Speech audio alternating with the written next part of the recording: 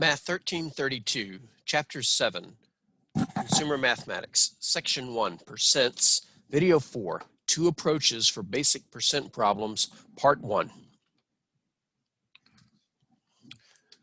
Basic percent problems. By a basic percent problem, I mean a problem that's of the following form. A% of B is C. Now, it won't say A, B, and C in the problem. There will be numbers there. The A, the B, and the C are just representing the places where the numbers might be. As I say in the next sentence, the A, B, and C represent numbers. In most basic percent problems, you're given two of the three numbers, and you're asked to find the third. Also, the order of the words may be slightly different. For example, one basic problem might say 35% of 50 is what?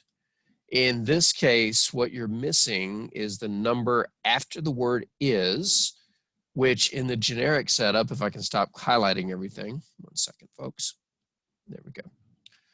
Which in the generic setup, the missing number is represented by the C. It's what I call the is number. And if you notice, this is the same as the question, if I can get this to do what I want. This is the same as asking what is 35% of 50, because again, the number that we're missing is what I'm referring to as the is number. It just so happens that it's located to the left of the word is instead of to the right of the word is. And while I'm at it, let's go ahead and make correlations between the numbers in the problem and where I've put A and B. And again, this choice of A, B, and C is completely arbitrary. I just needed letters to represent missing numbers. But in this generic basic setup, this basic percent problem, A is representing the percent. So in this problem, it's 35%. Notice it's next to the word is, but it's easy to spot the percent number. It has the percent sign on it. The other number on either side of the word is what I call the is number. And of course, the B is what I'm going to refer to as the of number. And it will always follow the word of, because of is preposition and 50 is the prepositional object for that preposition. Another variation of a basic percent problem is something like 45% of what is 27, where you'll notice that we're still given the percent 45, but this time we're not given the number after the word of, in this case, the number that's represented by B generically, but we are given the number in the place of the C, in other words, the is number. This particular equation could also be, or question could also be written in the order 27 is 45% of what? So 45% of what is 27? 27 is 45% of what? From a sentence structure perspective, we're taking the subject of the sentence and the object of the sentence and just switching them. And with the word is, that's not that uncommon. Just to consistently highlight the numbers, the A number is what I'm calling the percent. The B number is what's following the word of. And the C number is the number around the word is. Again, the word is can have two numbers, one on either side, like we see in this right here, but one of them will be a percent. The other one is the is number. Another version of a basic percent problem is what percent of 70 is 28? Again, this is in the same order, but in this case, the missing number is the percent. So that would be the A, generically speaking. The B number, the of number, if you will, is 70. That's not the color blue I wanted. And the is number, being represented by C, is 28. But again, because we can rearrange the order of the sentence, we can say 28 is what percent of 70, in which case the percent number is still missing. That's what's represented by A generically, but it's what's missing here. Not sure what's going on. Hold on.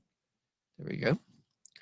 The of number, B, is still 70. And the is number, the C, if you will, is still 28. So It looks like a mess, and maybe I over-color coded it, but all basic percent problems have the same structure. Some percent of some number is some number. Although each of these questions is asking you to find a different part of A% of B is C, all of these can be solved using the same setup. There are two setups to choose from. One second. There are two setups, plural, to choose from. In this video, we'll look at the first setup. In part 2, we'll look at the second. Setup number 1 is a simple equation. For many basic word problems, the trick is finding keywords to translate to symbols. This usually produces an equation to solve. For problems of the form A% of B is C, the two keywords to focus on are of and is. Of and is. The word of translates to a multiplication sign. The word is translates to an equal sign. So we are literally going to make an equation out of words. Now, three numbers A, B, and C, you're going to be given two of them and be asked to find the third. My head's a little crooked here.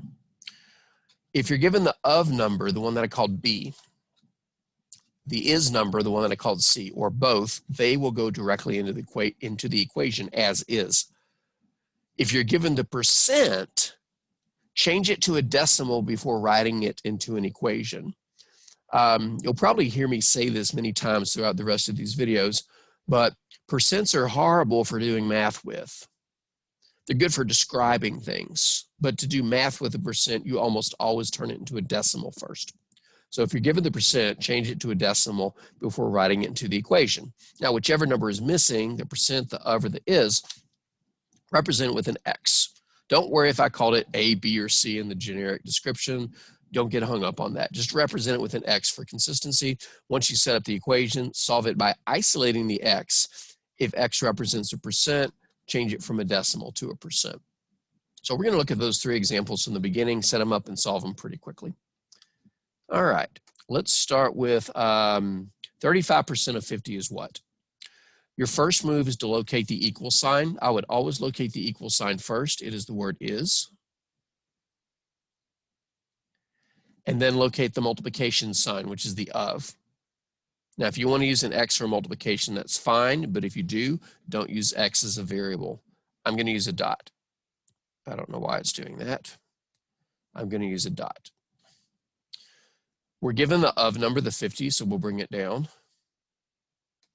And we're given the percent, but I just got finished saying we don't really do math with percents. We do math with their decimal equivalents. And as we discussed in a previous video, to turn a percent to a decimal, simply move its decimal 2 places to the left. 35% as a decimal will be 0.35. Because I'm using a dot for a decimal and a dot for multiplication, it might be cleaner if we use parentheses instead, where putting things next to each other in parentheses means to multiply. So 0.35 times 50. Now the is number is what we're missing. We're missing the number to the right of the is, and that's where we would put the X. And that gives us the equation 0.35 times 50 is equal to X. This equation is easy to solve for X. To solve for a letter basically means to isolate it inside of an equation. The X is already isolated on the right side of the equation. All I have to do is multiply 0.35 and 50, and I believe that will be 17.5.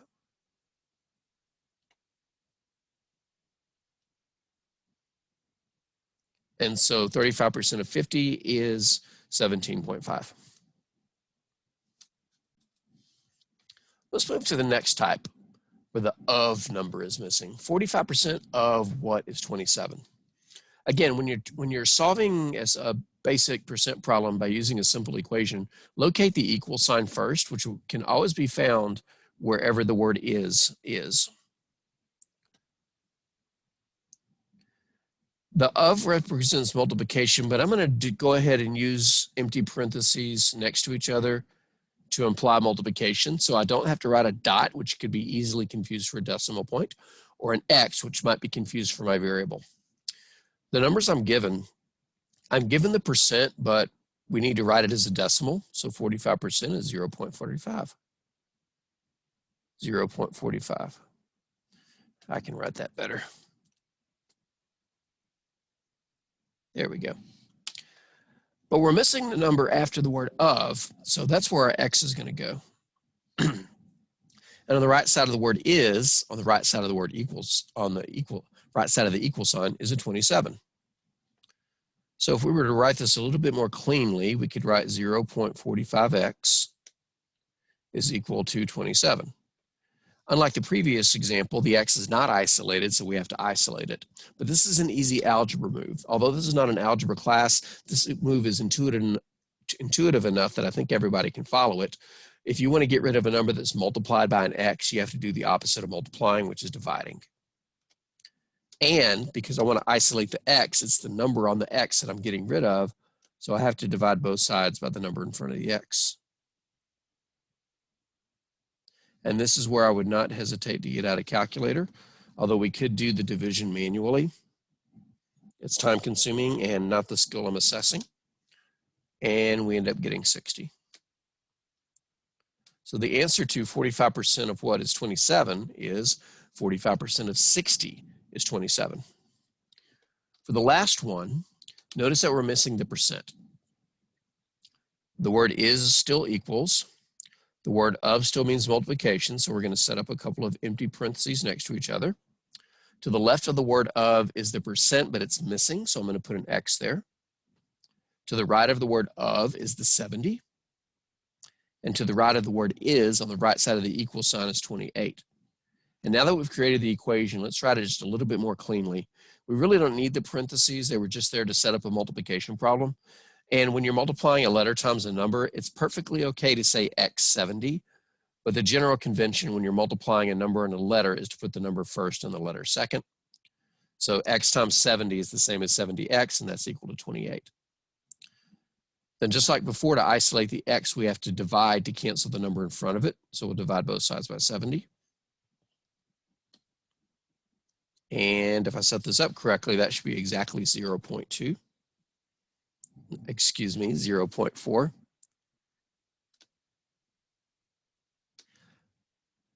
But x was representing a percent. That doesn't look like a percent, it's a decimal. Remember, last line, if x represents a percent, change it from a decimal to a percent. So if we want to answer what is it as a percent, we have to move the decimal 2 places to the right, which would give us 40%.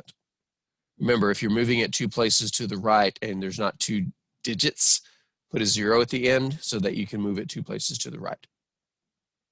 So as you can tell, all 3 of these were looking for a different piece of the basic percentage problem, but they all had the same setup. 2 of them we had to do an algebra move. The second and the third ones we had to divide to isolate the x. But the first one, the x was already by itself on the right side of the equal sign, so we really didn't have to do any algebra. We just had to do some arithmetic. In part 2, we'll learn a second technique, set up a proportion and cross multiply. I like showing this technique because it's familiar to some people, and some people just have a Jones to cross multiply whenever they can. The problem with cross multiplying is most of the time it's the wrong thing to do. I'll explain in the next video. Oh, by the way, both techniques are essentially the same. They're just organized and set up differently.